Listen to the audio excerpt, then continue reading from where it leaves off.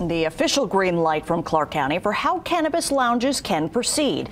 Some of the new laws: a mandatory security, anti-DUI, and odor mitigation plan. No use of consumption from the outside, no removal or takeout of cannabis from a lounge, and a hotly debated 2-hour last call and 24-hour no-tow policy to prevent DUIs. But tonight, the Nevada Cannabis Association pushed back against some of those anti-DUI policies today, asking county leaders if they will even work.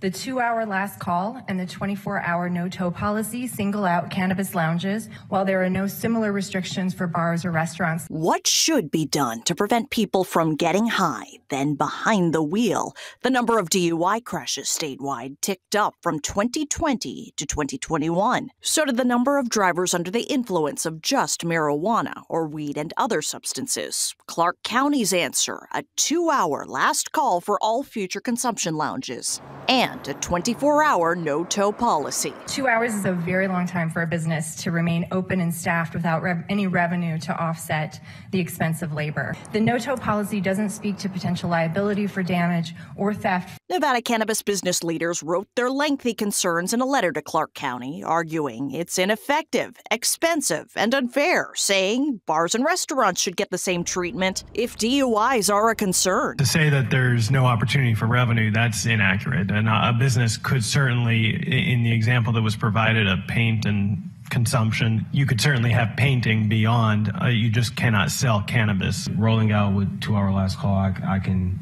get behind that initially, and if we see that it's having a major impact. Leaders acknowledge they may need to assess the impact on businesses in a year. Cannabis businesses worry landlords may not like a 24-hour no-tow policy. That's an imposition that no one else has ever been faced with, and that could create huge unintended consequences.